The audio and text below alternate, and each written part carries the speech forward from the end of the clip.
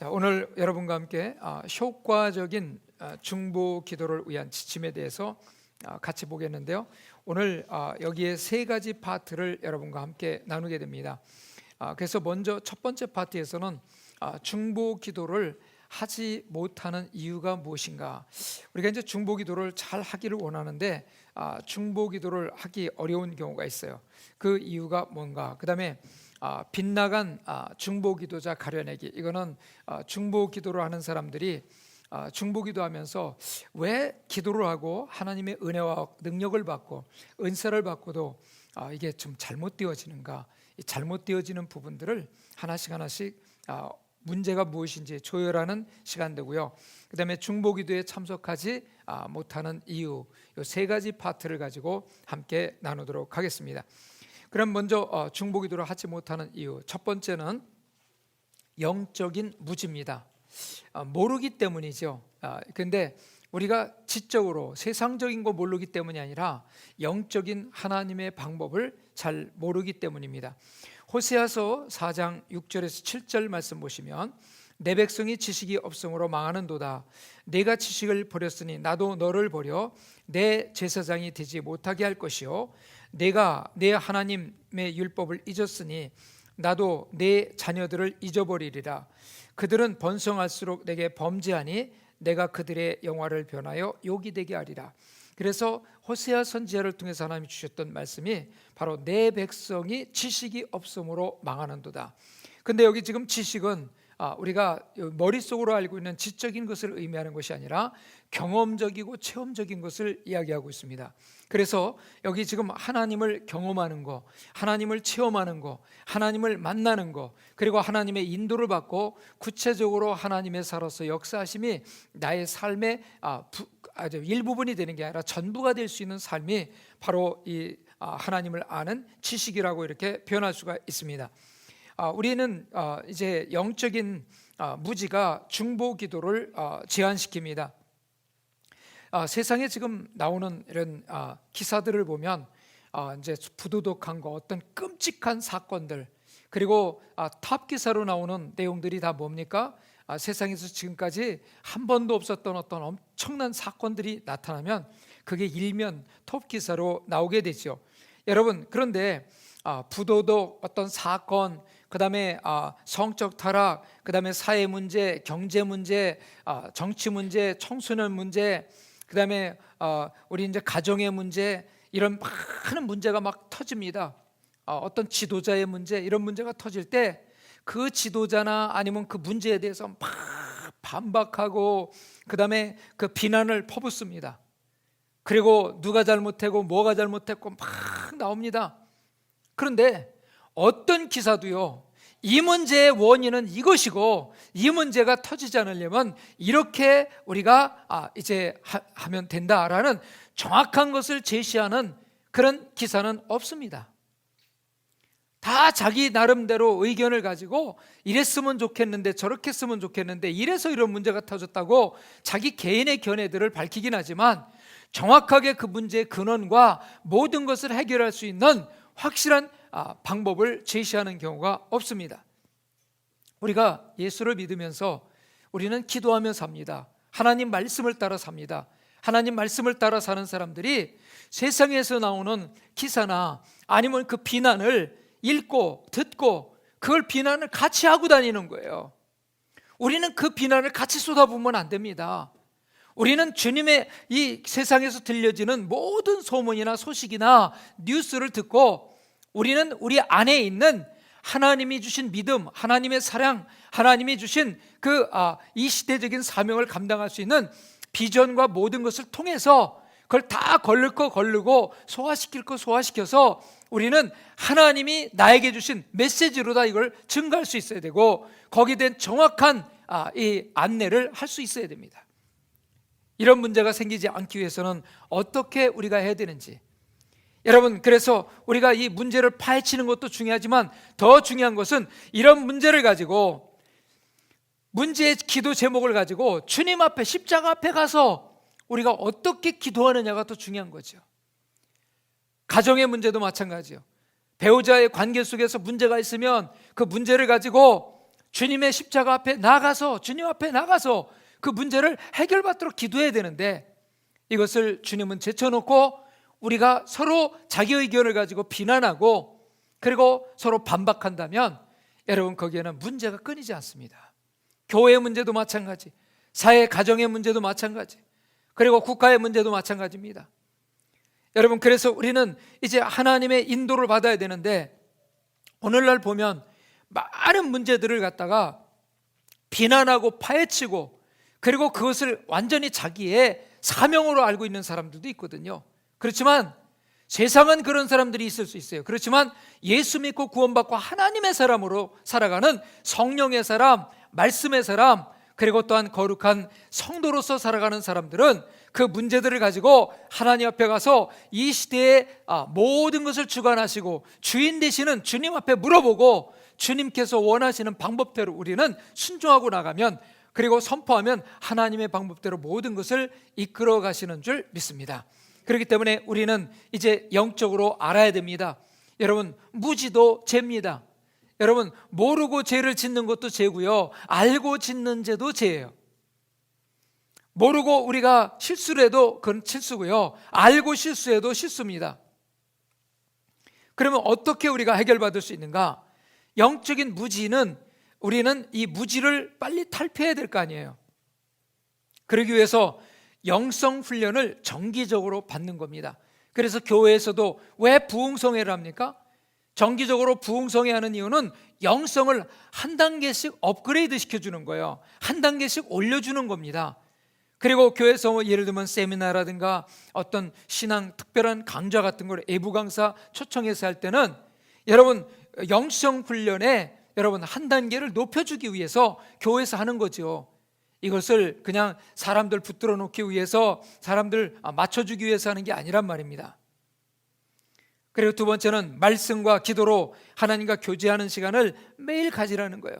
매일 성경 읽고 말씀 묵상하고 그리고 기도하고, 하루의 삶을 아침에 새벽 미명에 뭘로? 말씀으로 열고 기도로 열고 그리고 하나님 말씀을 선포하고 믿음으로 선포하고 하루를 열고 나가는 것이 바로 우리가 하나님의 인도받는 길인 줄 믿습니다.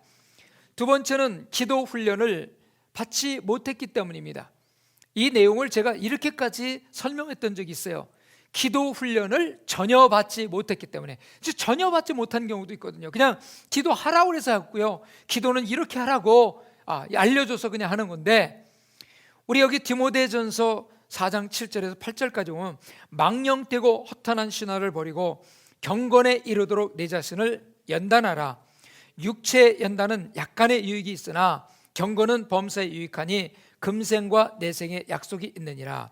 여기 망령되고 허탄한 신화를 버리고, 그런데 이거는 지금까지 있었던 사람들이 만들어 놓은 이야기들, 이런 것보다 진리의 말씀을 따르라는 것이요. 그래서 여기 보면 이제 경건에 이르도록 내 자신을 연단하라 그랬어요. 여러분, 경건이라는 것이 뭐냐면 우리는 옷을 이렇게 말끔히 입고 예의를 잘 갖추고 그리고 좀 나쁜 행동 안 하고 언어와 이 말씨 같은 것들을 갖다가 조금 좀 이렇게 좀 좋은 말을 쓰고 이러면 우리가 경건이라고 생각하는데, 그건 경건의 모양입니다. 진짜 경건은요, 하나님의 말씀과 그 다음에 기도 생활을 통해서 하나님 앞에 온전한 순종으로 들어가는 것이, 이게 경건이에요. 그래서 말씀에 순종하지 않는 것은 경건이 아니라는 거죠. 그래서 우리가 때에 따라서는 옷을 허름하게 입은 것 같지만 그 안에 진리가 역사하고 거기에 거룩한 능력이 역사하고 그리고 성도로서의 온전한 삶을 살아가면 그 사람이 가지고 있는 애모나 지금 현재 입고 있는 옷을 얼마나 좋은 옷을 말끔하게 잘 입었느냐, 그보다 더 중요한 것은 그 사람의 속사람이 어떤 상태냐가 더 중요하다는 거죠. 여러분, 그런데 우리가 이제 속사람이 경건하면 겉의 모습도 우리는 달라지게 돼 있죠. 여러분, 그런데 우리가 여기 보면 이제 내 자신을 연단하라. 그런데 이 연단이라는 단어를 이제 여기에 지금 썼는데요. 육체의 연단은 약간의 유익이 있으나 경건은 범사에 유익하니 금생과 내생의 약속이 있다고 그랬어요. 여러분, 여기 지금 육체의 연단, 육체의 훈련은 약간의 유익이 있어요. 이 땅에 사는 동안 건강을 유지하는 데는 우리는 육체가 있는 동안은 운동도 해야 돼요.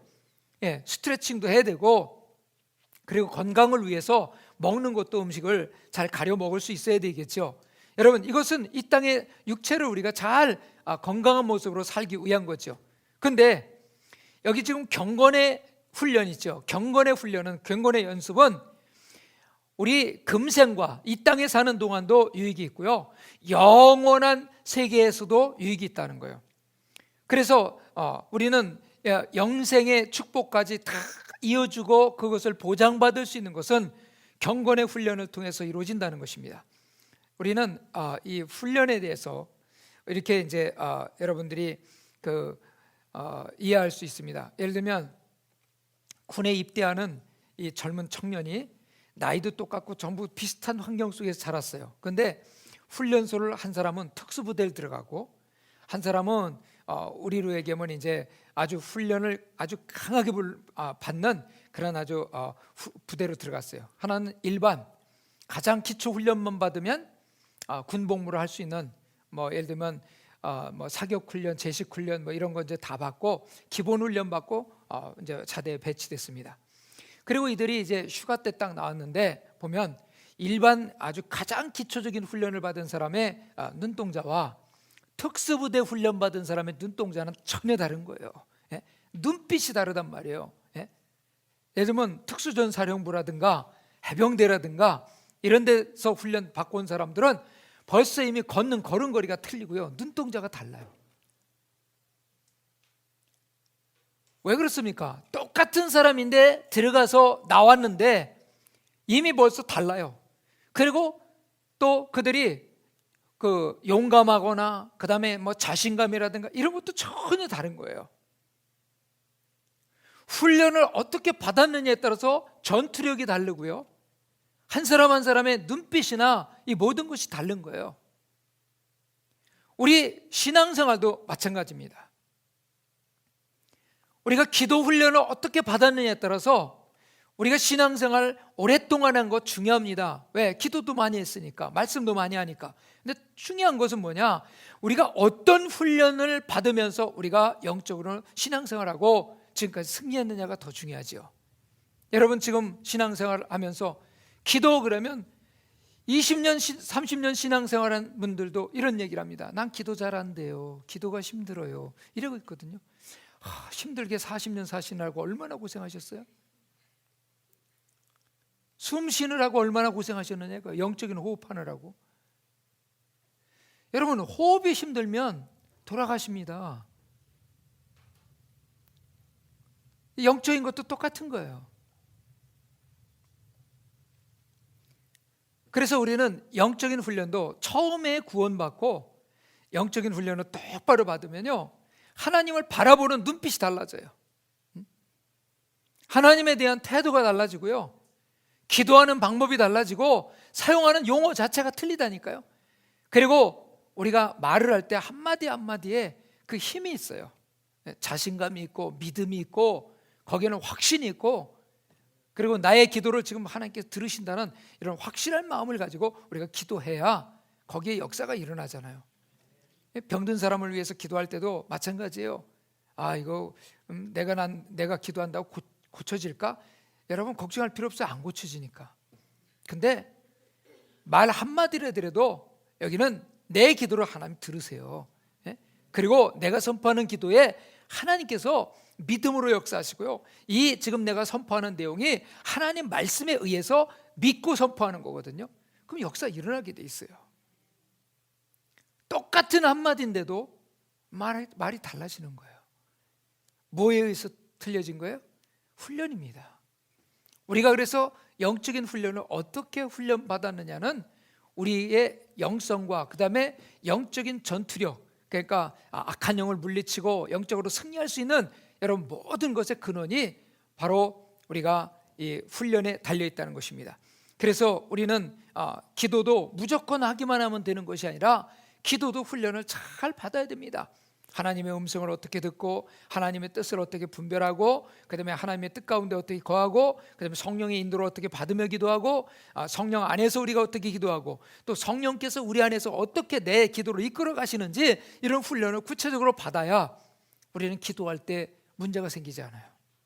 믿음 생활도 우리가 믿음에서 침체되거나 힘들 때 어떻게 우리가 믿음으로 어떤 말씀을 붙들고 기도해서 일어나는지, 그리고 위기가 왔을 때, 고난이 왔을 때, 환난이 왔을 때, 그 다음에 경제적으로 어려울 때, 그리고 다툼이 생겼을 때, 분리의 영이 역사하고 있을 때, 그리고 위기 왔을 때, 병들었을 때, 여러분 수많은 이 기도의 조건들이 많잖아요. 이 훈련들을 제대로 받아놓으면 모두만 딱 바꾸면 되잖아요. 영적 전투할 때는 영적 전투에 대한 기도하면 되고, 병든 자를 위해서 기도할 때는 병든 자를 위해서 기도하는 모두로 바꾸면 되고, 그 다음에 평온할 때 또 기도하는 건 형통할 때 어떻게 기도하는가, 환난 가운데 어떻게 기도하는가, 우리는 구체적으로 알면 됩니다. 이 기도의 훈련들이 우리에게는 필요한 것이죠. 그러면 우리가 이 해결 방법은 먼저 중보기도 훈련을 받아야 됩니다. 기도 훈련 받아야 됩니다. 그래서 기도를 오랫동안 하고 그 다음에 기도에 기름 부심이 있는 사람들과 함께 기도하는 것이 필요합니다. 그래서 이제 두 번째는 같이 기도하는 사람이 중요한데, 이 기도의 사람과 함께 기도하라는 거예요. 두 번째는 기도의 사람과 함께 기도하라. 그러면 그 기도의 영성과 기도의 기름 부심이 함께 기도할 때 내 안에도 역사하기 시작하죠. 그래서 여러분 중보기도 훈련 지금 받으시는 거고요. 받고 나서는 뭐 해야 돼요? 중보기도 훈련 받고 기도를 하는 사람들과 같이 함께 여러분들이 기도하실 수 있어야 됩니다.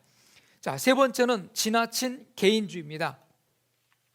우리는 이 개인주의라는 단어가 여기 지금 있는데요, 우리는 나만 잘 되면 되고, 나만 은혜 받으면 되고, 나만 복 받으면 되고, 나만 잘 돼가지고 나중에 뭐 천국 가면 되고, 전부 나만 하는 경우가 있어요. 지나친 개인주의 때문입니다. 열왕기상 19장 9절에서 10절 말씀 보면은 엘리야가 그곳 굴에 들어가 거기서 머물더니 여호와의 말씀이 그에게 임하여 이르시되 엘리야야 네가 어찌하여 여기 있느냐. 그가 대답하되 내가 만군의 하나님 여호와께 열심히 유별하오니 이는 이스라엘 자손이 주의 언약을 버리고 주의 제단을 헐며 칼로 주의 선지자들을 죽였음이오며 오직 나만 남았거늘 그들이 내 생명을 찾아 빼앗으려 하나이다. 지금 이제 갈멜산에서 450명의 바알 제사장과 영적 싸움에서 승리하고 난 다음에 이세벨이 이제 그 엘리야를 죽이겠다고 이제 하니까 그 소문을 듣고요, 이제 하나님 앞에 죽기를 기도하고 있습니다. 여러분 우리가 이제 신앙생활하면서요, 모든 일이 잘 되고 그 다음에 이 정상에 딱 한번 올라가서 뭐 기적이 일어나고 역사가 일어나요. 여러분 그리고 나서 이제 두려운 소식이 한번 딱 들려지면요, 그때 그 막 간증하고 그 다음에 기뻐하고 했던 것이 뭐 한순간에 그냥 사라지고요, 그 다음부터 두려움에 휩싸이고 근심 걱정에 휩싸이는 경우가 있거든요. 그래서 오늘 여기 보면 엘리야가요 이제 어디 지금 들어가 있냐면 굴 속에 들어가 있습니다. 이거 우리가 이제 이걸 갖다가 동굴 신드롬이라고 그러죠. 케이브 신드롬이라고 얘기하는데, 여러분 우리 신앙생활은요 동굴로 들어가면 안 됩니다. 동굴로 들어가면 동굴에서 열심히 빠져나오려고 애쓰면 애쓸수록 들어간 그 입구도 찾질 못하는 거예요. 동굴에서는요 열심히 뛰면 뛸수록 나오질 못합니다. 우리는 하나님이 주신 목적과 비전을 분명히 붙들고 살아가는데 위기가 와요. 고난이 오지요. 근데 내 목표는 있어요. 인생의 목표가 있어요. 그러면 우리는 동굴이 아니라 그거는 터널이에요. 터널과 동굴은 다릅니다. 동굴은 들어가면 거기서 끝장나요. 근데 터널은 좀 지루하고 힘들고 어려워도 계속 가면, 인내만 하면요 반드시 거기는 터널은요 반대가 나오게 돼 있어요. 근데 터널 반대의 끝은요 전혀 다른 세계라는 사실이에요. 여러분들이 영동고속도로 이렇게 해서 대관령고 터널 지나잖아요. 지나면 이쪽하고 저쪽 분위기가 완전히 다르죠. 봄에도 틀리고 여름에도 틀리고 가을에도 틀리고 겨울은 더 많이 틀리는 것 같아. 이쪽에는 눈이 많지 않은데 그 터널만 지나고 나면 거기는 완전히 설국이에요. 설국. 완전히 분위기 자체가 달라요. 터널 이 끝과 저 끝이 다르단 말입니다. 그래서 터널을 지나는 동안 그 위에 어떤 현상이 있는지 전혀 아무것도 안 보여져요. 컴컴하고 침침하고. 근데 터널은 우리 인생에서 반드시 있게 돼 있어요. 신앙생활에서도 터널은 통과하게 돼 있어요. 근데 엘리야가 그 인생의 터널을 지금 지나가는데 터널을 들어간 게 아니라 자기는 죽여달라고, 이제 끝났다고, 소망이 없다고. 지금 바알 신에게 무릎을 꿇지 않은 사람은 자기밖에 없다는 거예요. 여러분, 그런데 하나님께서 나중에 기력이 회복된 다음에 7,000명을 있다는 것을 알려주십니다. 여러분, 우리가 개인적으로 하나님과의 관계는 열심을 내면서 혼자 무엇이든지 다 하려고 하는 사람들이, 이게 독불장군처럼 모든 걸 다 하려고 하는 사람이 언제든지 이 동굴 신드롬에 들어갈 수가 있어요.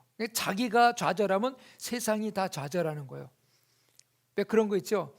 그 사람이 덥다고 그러면 지구가 다 더운 거고, 그 사람이 추우면 지구가 다 추운 것처럼 느껴지는 사람이 있죠. 네. 여러분이 춥다고 그래도요, 저쪽엔 따뜻한 지방이 있어요. 지구가 다 추운 게 아닙니다. 우리가 덥다고 지구가 다 더운 거 아니에요. 그러면 우리가 이제 여기서 한 가지 꼭 기억해야 될 것은 개인주의에 대한 것을 우리는 좀 잘 알아야 됩니다. 우리가 지금 말하고 있는 개인주의와 지금 일반적으로 이 서구 사람들이 이야기하고 있는 개인주의가 다른 모습을 봅니다. 우리가 지금 이야기하고 있는 개인주의부터 보면요, 남이야 죽든지 살든지 만든지 관계없이 나만 편하면 되는 거예요. 나만 편하면 돼. 그래서 이 개인주의가, 우리 개인주의는 지금 잘못된 부분들이 좀 있어요. 근데 서구 사람들이 말하는 개인주의는 다른 사람들에게 피해를 주지 않는 범위 안에서 내가 자유롭게 활동하는 것을 개인주의라고 그래요.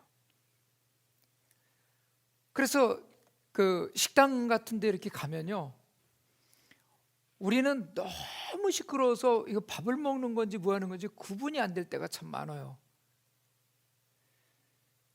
근데 여기 테이블에서 앉아있는 사람들이 자기들이 들을 수 있을 만큼 목소리를 내서 이야기하고, 저쪽 테이블에 피해를 주지 않는 범위 내에서 자기들이 대화하는 거예요. 근데 우리는 그렇지 않습니다. 온 홀에서 다 들을 수 있을 만큼 누가 목소리 크냐, 거기가 지금 제일 잘 나가는 데처럼 느껴지는 거예요. 그래서 이제 우리가 손 이렇게 피잖아요. 그래서 손을 이렇게 해서 요 사방이 이렇게 됩니다. 그럼 이게 이 안에 이 공간은 내 공간이거든요. 근데 사람이 지나가다가 이 안에 탁 들어오거나 이러면 미국 사람들은 excuse me 합니다. 그게 뭐냐면 내가 네 공간을 부자연스럽게 침범했다 이거. 그러니까 미안합니다 하는 거예요. 근데 우리는 상관없어. 그냥 툭 치고 지나가도 괜찮아요.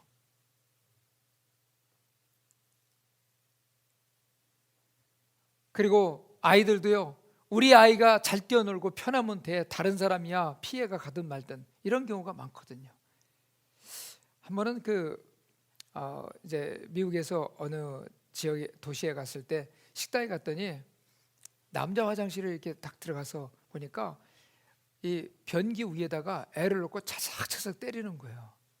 그게 뭐냐면 식당에서 얘가 막 뛰놀다가 아빠가 노했는데 다른 테이블에 피해를 주는 거예요. 딱 데리고 들어가서 채찍질하는 거예요. 근데 그건 신고를 안 합니다. 교육상 하는 거니까. 교육상 해요.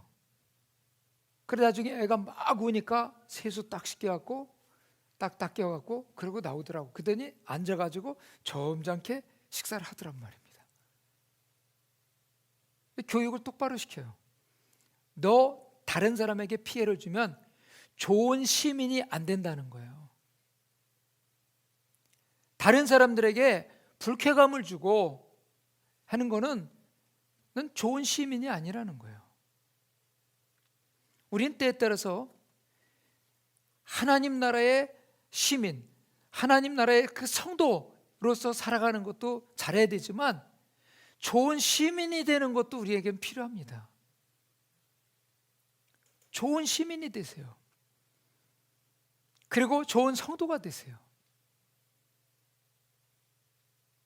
그래서 다른 사람이 봤을 때 예수 믿는 사람들 뭔가 다른 것을 삶으로 우리가 몸에 젖어 있어야 된다는 거죠. 그래서 은혜 받는데도요, 다른 사람은 뭐 피해가 되든 말든 나만 은혜 받으면 된다는 생각을 갖고 하는 경우들이 있잖아요. 요즘에 이제 그런 열정들도 좀 다시 살아났으면 좋겠어. 그런 열정이라도. 그 열정도 없어갖고 지금 문제가 될 때가 참 많거든요. 옛날에 그냥 그 집회 때 이렇게 보면 막 늦게 온 사람이 막 그냥 앞에 사람 막 비껴가면서 그 막 그냥 해갖고 앞자리 그냥 거기 앉으면 안 된다 그래도 밀어가지고 이 집회가 당신을 위한 것이 아니라 나를 위한 거라고 좀 비켜나라고 그러고 오거든요. 그랬던 시절이 있거든요. 근데 요즘에 그런 분들도 이제 사라진 것 같아요.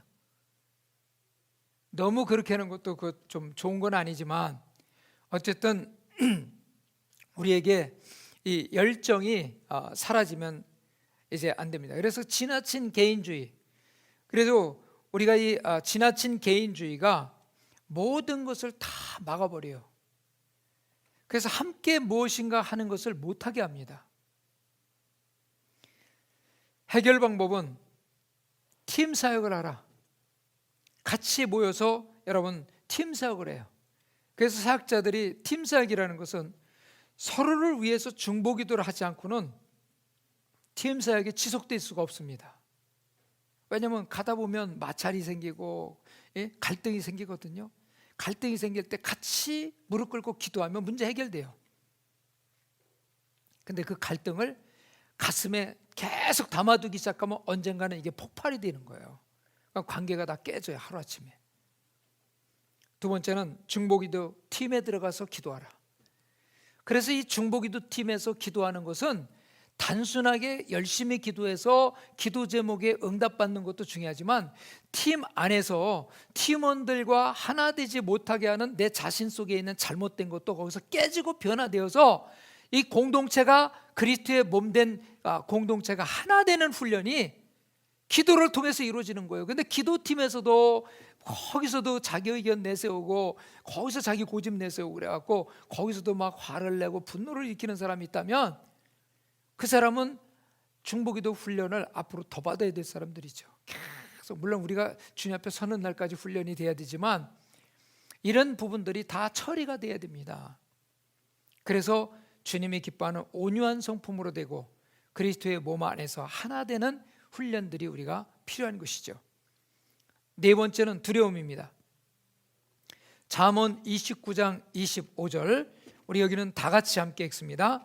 사람을 두려워하면 올무에 걸리게 되거니와 여호와를 의지하는 자는 안전하리라. 아멘.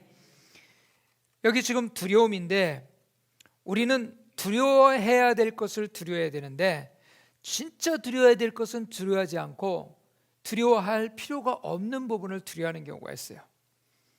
하나님을 두려워하고 하나님을 경외하고 그리고 하나님의 뜻을 우리는 소중하게 생각해야 되는데 그것보다는 사람이 어떻게 생각하느냐, 사람이 어떻게 될까, 거기에 대해서 더 우리는 두려움을 갖는 경우가 있습니다. 여러분, 그래서 이제 이 두려움 가운데서요, 이제 우리가 기도를 하는 사람들이 막 기도하면서 살아가면서요 어려움도 옵니다. 기도한다고 어려움 안 오나요? 기도해도 어려움 옵니다. 그래서 이 기도를 막 열심히 하는 사람도 어려움이 있지만 그 기도하면서 막 헤치고 나가거든요. 근데 어떤 사람이 기도를 안 하다가 기도팀에서 기도했더니 갑자기 어려움이 하나가 탁 생기는 거예요. 그럼 뭐라 그러냐? 기도 안 했을 때 문제가 없었는데 기도하니까 문제가 생겼다고. 여러분, 그 사람 기도 안 해도 그 문제는 생기는 거예요. 근데 하필이면 문제가 터지기 직전에 기도를 시작했어. 까마귀 날자 배 떨어진다고 말이죠. 그랬더니 거기다가 전부 뭐라고 얘기했냐면 기도해서 문제 생겼다고. 기도해서 문제 생겨요? 성경에 그런 말이 있어요? 여러분, 기도가 문제가 없느냐 평안하냐 기도할 것이요 그럼 너는 문제가 너무 많으리라. 그래갖고 이 문제 때문에 네가 고통을 받으리라. 성경 그런 말 있어요? 네가 고통을 받고 있느냐? 네가 환난을 당했느냐? 환난 날에 내게 나와 부르짖으라. 그리하면 내가 내게 응답하겠고 크고 비밀한 것을 너에게 가르쳐 주겠다고 말씀하잖아요. 여러분, 그래서 우리는 이제 이 마음 속에서부터 생각 속에서부터 이 잘못된 생각을 버릴 수 있어야 됩니다. 그래서 우리는 중보기도 팀에 또 들어가서 같이 기도할 때 사적으로 친해져야만 기도할 수 있다고 생각해요. 그래서 분명히 이제 기도하면서 기도팀에서 나는 기도에 집중할 수 있는 파트가 어느 부분인데 또 가까운 사람이 저쪽으로 간다 그러니까 그쪽도 따라가요. 친한 사람, 마음에 드는 사람하고만 기도하려고 그러면 여러분, 그 사람들이 가는 쪽으로 따라다니는 게 이게 인본주의라. 각자 맞는 데서 다 역할을 해야 돼요. 발가락은 발가락에 붙어 있어야지. 나는 엄지손가락하고 친해. 그래서 엄지발가락이 여기 와서 붙으면 육손이 되는 거예요. 그렇죠? 그러면 안 된단 말입니다. 이제 우리가 이게 사역을 하다 보면 육손이들이 많아요. 새끼손가락이요, 나는 발에 가서 붙을래 그래갖고 육발이가 된단 말입니다.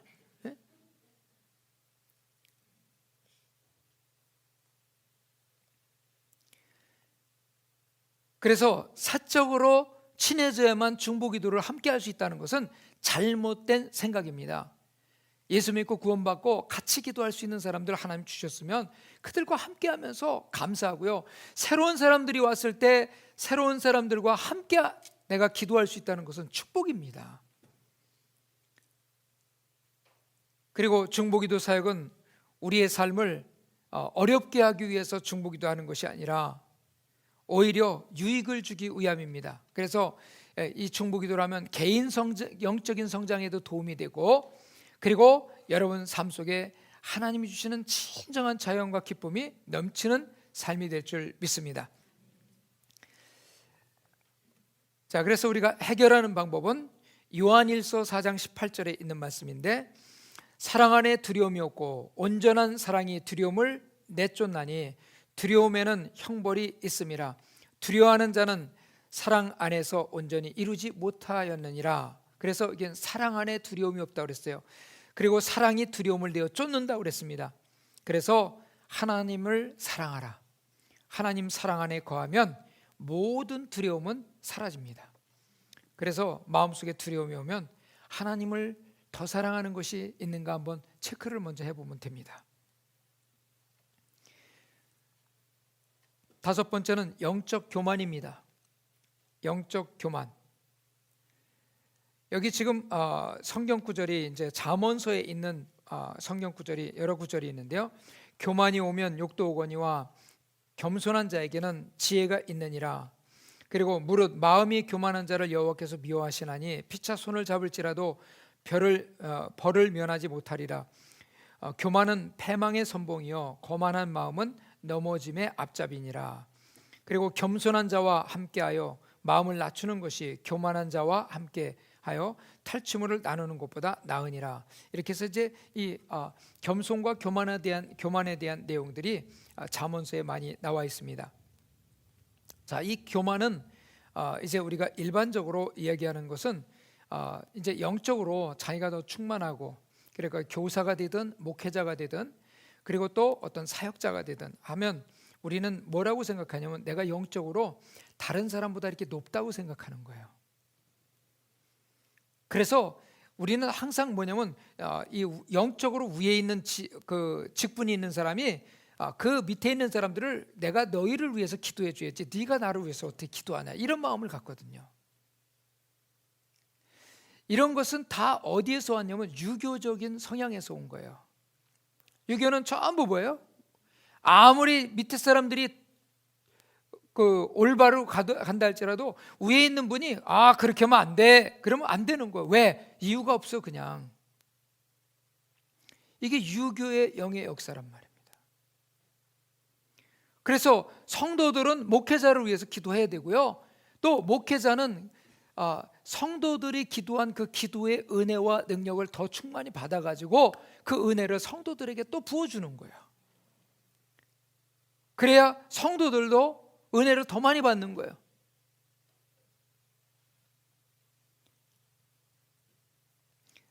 이제 여러분 그 D.L. 무디 선생님이 이제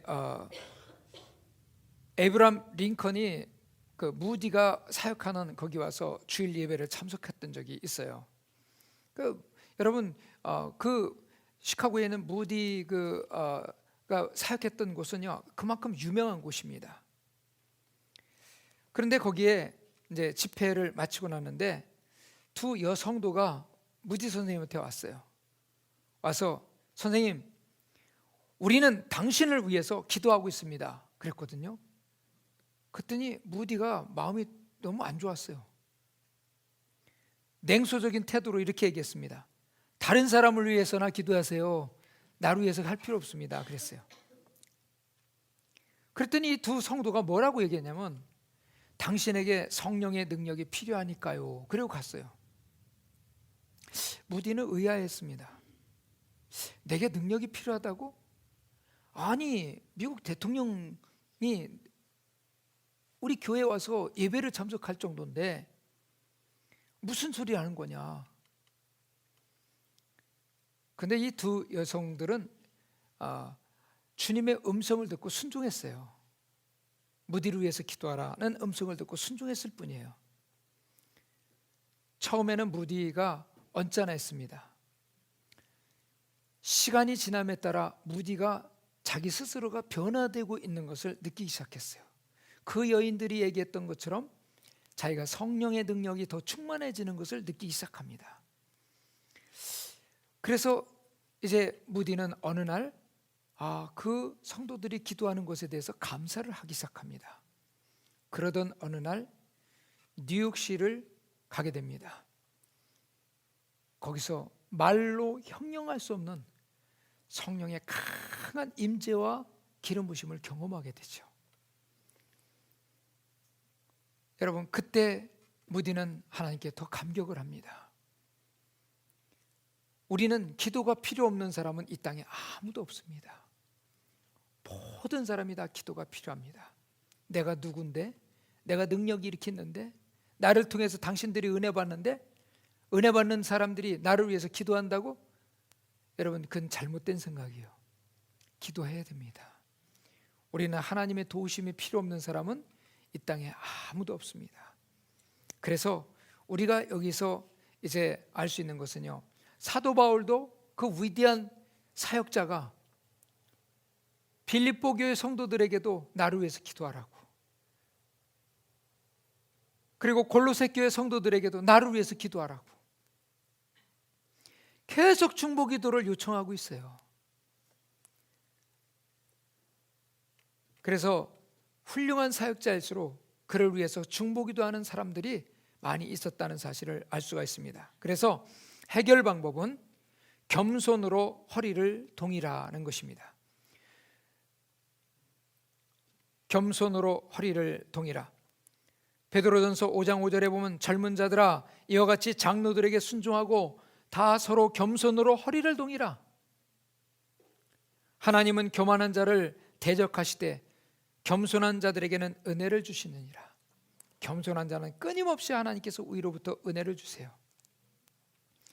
여러분, 그래서 기도하는 사람은, 진짜 기도를 똑바로 하는 사람은요, 겸손합니다. 기도 많이 했어요. 근데 제일 귀하고 감사한 사람이 누구냐면 저를 위해서 또 기도해 주는 사람이 너무 고마운 거예요. 그들이 보아들이다. 내가 기도를 많이 했는데 뭘 필요하냐고? 아니에요. 24시간 기도할 수는 없잖아요. 매일같이 24시간 기도만 하고 살 수는 없잖아요. 그런데 나의 부족함과 연약함을 다른 사람을 통해서 하나님이 이렇게 채워주시는 것이 이게 바로 중보기도입니다. 그 다음에 6번째는 거짓 겸손이에요. 거짓 겸손. 이제 여기 보면 성경적인 겸손이 있습니다. 이 성경적인 겸손은 민수기 12장 3절에 이 사람 모세는 온유함이 지면의 모든 사람보다 더하더라 그랬어요. 그 온유한 사람 표현할 때 하나님께서 모세는 온유한 자다 이렇게 하나님께서 말씀하십니다. 그리고 이제 이 온유한 자에 대한 시편 37편 11절에는 그러나 온유한 자들은 땅을 차지하며 풍성한 화평으로 즐거워하리로다. 그리고 마태복음 5장 5절에는 온유한 자는 복이 있나니 저희가 땅을 기업으로 받을 것이며, 온유한 자는 자꾸 세상에 더 이렇게 확장되는 역사들이 일어나요. 지경이 넓혀지는 역사들이 일어나고요, 땅을 기업으로 받을 것이며, 물론 여기에서 지금 말씀하는 내용들은요, 이제 땅을 차지하며 이게 뭐냐면 지경이 넓혀지는 것을 의미하고 있습니다. 그래서 예수님께서도 자신에 대해서 나는 마음이 온유하고 겸손하니 나의 멍에를 메고 내게 배우라, 그리하면 너희 마음이 쉼을 얻으리니 그랬어요. 그러니까 예수님하고 같이 와서 멍에를 같이 메고 배우라고 그랬어요. 마치 어미소가 이렇게 이제 쟁기를 뒤에서 이제 그 쟁기가 있으면 쟁기를 끌고 나가죠. 새끼 소는 뭐예요? 옆에 그냥 따라다녀요. 어미소 옆에 따라다닙니다. 여러분, 그래서 예수님과 함께 동행하면 우리가 마음의 쉼을 얻습니다. 그럼 성경적인 겸손을 뭐라고 표현할 수 있냐면 온유함이다 이렇게 표현할 수 있어요. 온유함. 온유함은 하나님 말씀에 순종하는 것을 온유라고 해요. 힘들어도 하고요, 순종하고, 어려워도 순종하고, 그래서 어느 정도까지 순종하냐면 목숨이 다하도록 순종하는 것, 이것을 우리가 성경적인 겸손이라고 설명합니다. 자, 근데 거짓 겸손이 있어요. 거짓 겸손은 위선적인 신앙이라고 얘기하고 바리새인적인 신앙이라고 얘기하죠. 그러면 우리가 이제 일반적으로 이 성경적인 겸손은요, 우리 내면에서 역사하고 있고, 나중에 보면 성경적인 겸손은 반드시 거기는 열매들이 맺혀져요. 그런데 거짓 겸손, 이거는 위선적인 신앙이라고 그랬죠. 거짓 겸손을 분별하는 방법이 있습니다. 자, 마태복음에 있는 말씀으로 가지고 같이 보는데요. 첫 번째는 구제. 이제 마태복음 6장 2절에 보면 그러므로 구제할 때 애식하는 자가 사람에게서 영광을 받으려고 해당과 거리에서 하는 것 같이 너희 앞에 나팔을 불지 말라. 진실로 너에게 이르노니 그들은 자기 상을 이미 받았느니라. 그러니까 구제할 때 오른손이 하는 거 왼손이 모를 정도로 그렇게 조용하게 하라는 거예요. 나팔 불지 말라는 거예요. 여러분, 이제 이것을 보면 자꾸 자기를 드러내는 거예요. 이게 나중에 자기 의가 돼요. 나는 이렇게 많이 했는데 라는 이런 그 자기 의가 드러나기 때문에 문제가 생깁니다. 요즘에 이제 그 통계를 나온 걸 이렇게 보면은 장기 기증이라든가 아니면 헌혈 이런 것을 가장 많이 하는 사람들이 기독교인들이에요. 크리스찬입니다. 크리스찬들은 장기를 기증하면서도 내 장기 기증했다고 자랑하고 다니지 않거든요.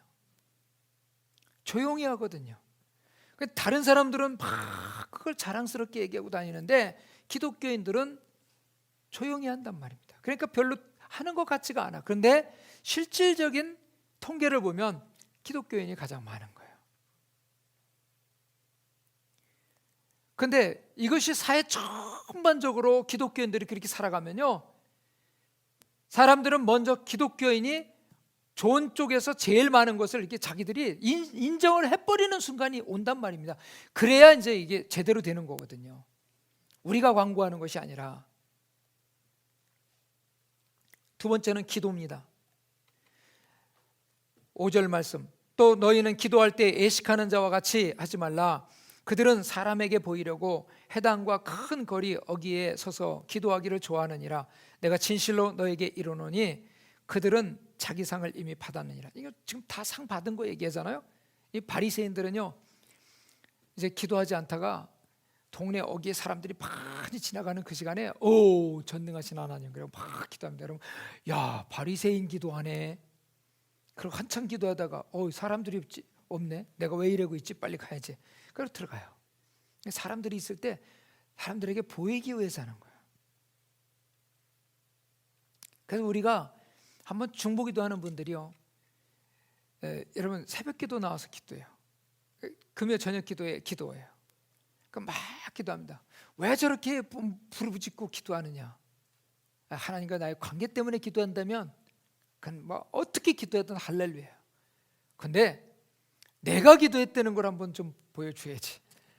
이게 조금이나마 마음속에 있다면 이거는 벌써 이미 하나님과는 멀어질 수 있는 요소라는 거예요. 여기 지금 찬양팀이 찬양을 합니다. 근데 찬양하는데 내 찬양 얼마나 잘하는데 여러분 보세요. 그거는 쇼를 하고 있는 거지 찬양이 아니에요. 지금 많은 부분에서 잘못되면 쇼하고 있다니까요. 그리고 박수가 쳐받으려고 하고. 그게 아니라 여기서 찬양할 때 전능하신 주님이 내 찬양을 지금 받으셔. 그러나 진심으로 주님 앞에 찬양을 올려드려야 돼. 그랬더니 함께 부르는 모든 사람들이 자기들도 다 주님을 향해서 찬양을 하고 있어. 이게 지금 하나님이 기뻐하는 찬양이 되는 거죠. 교회에서 그래서 우리가 설교자나 찬양하는 사람이나 기도하는 사람이나 모든 사람들이 거기서 너무 그 사람이 클로즈업이 돼버리면 안 돼요. 가장 클로즈업 될 분은 찬양 가운데도 예수님, 말씀 가운데도 예수님, 기도 가운데도 예수님, 교제 가운데도 예수님이 돼야 될 줄 믿습니다. 세 번째는 금식입니다. 16절 말씀, 금식할 때 너희는 애식하는 자들과 같이 슬픈 기색을 보이지 말라. 그들은 금식하는 것을 사람에게 보이려고 얼굴을 흉하게 하느니라. 내가 진실로 너에게 이르노니 그들은 자기 상을 이미 받았느니라. 이게 똑같은 지금 말씀이 자기 상을 이미 받았다고 계속 나오죠. 금식할 때 오히려 기름을 바르고 거칠하게 하고 다니지 말고, 기운 없는 것처럼 이러고 다니지 말고, 어깨 쳐져서 다니지 말고, 그럴 때일수록 가슴을 펴고 더 힘을 내고, 그리고 만약에 너무 기운이 없어서 주저앉을 것 같으면 사람들에게 나타나지 말라는 거예요. 이 바리새인들은 금식할 때만 되면 그냥 더돌아다녀. 깨치세하게 하고 다니는 거예요. 그리고 바리새인 왜 그랬어요? 그러면 보면 몰라? 이러고 다닌단 말이에요.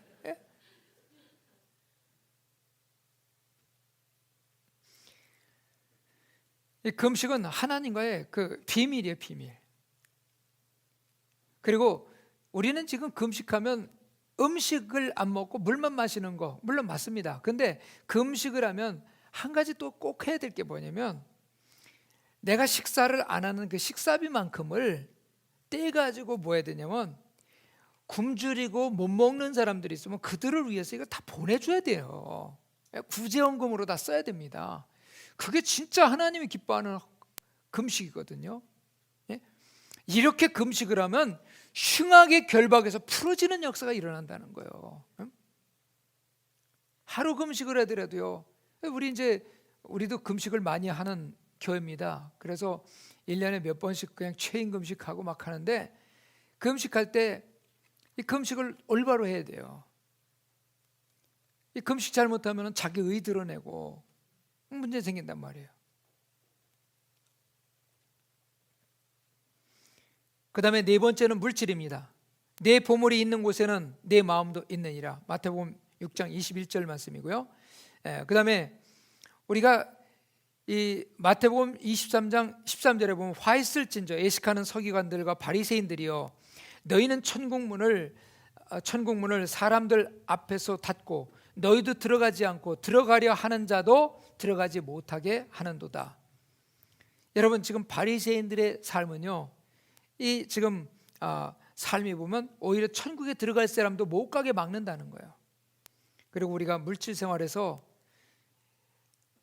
사람이 가장 지금 열심히 몸을 상해면서, 그 다음에 공부 열심히 하고, 그 다음에 몸을 건강하게 하고, 그 다음에 더 좋은 곳에 가서 공부하고 열심히 여러분, 자기가 어떤 재능이나 이런 걸 개발해서 뛰는 목적이 뭡니까? 인류의 공헌만을 위해서 뛰는 건 아니잖아요. 돈을 벌기 위해서 뛰잖아요. 그렇죠? 돈 된다고 그러면 어디든지 다 가잖아요. 심지어는 가정을 제쳐놓고도 어디로 가잖아요. 애국에 몇 년씩 나가잖아요. 왜 그렇습니까? 돈을 벌기 위해서. 그러니까 네 보물이 있는 곳에 네 마음도 있느니라. 그래서 우리가 마음이 천국에 있다면 하나님께도 드릴 수가 있습니다. 자, 그러면 우리가 여기서 이제 해결하는 방법은요, 겸손한 자와 함께하여 마음을 낮추는 것이 교만한 자와 함께하여 탈취물을 나누는 것보다 나으니라, 이렇게 되어 있는데, 겸손한 자와 함께하라. 겸손한 자와 함께하면 은혜가 넘쳐요. 대화 가운데도 은혜가 넘쳐. 그리고 겸손한 자를 통해서는요, 항상 상대방을 격려하게 돼 있어. 근데 교만한 자는 자꾸 마음에서부터 안 좋은 게 일어나. 너만 자존심이냐? 나도 있다. 너만 잘났냐? 나도 잘난 거 있어. 자꾸 이게 드러나기 시작해요. 교만한 자하고 있으면. 그렇죠? 여러분은 겸손한 자들과만 교제해서 잘 모르지요. 저는 가끔씩 그런 사람들 만나요. 만나서 보면 이게 올라오려고 해요. 그러면 이건 하나님의 것이 아니야. 그러면 다시 이제 바꾸는 거예요. 왜? 이 땅에 살아있는 동안 우리에게는 이런 것이 언제든지 생겨날 수 있거든요. 마음 다스리고 잘 관리하시기 바랍니다.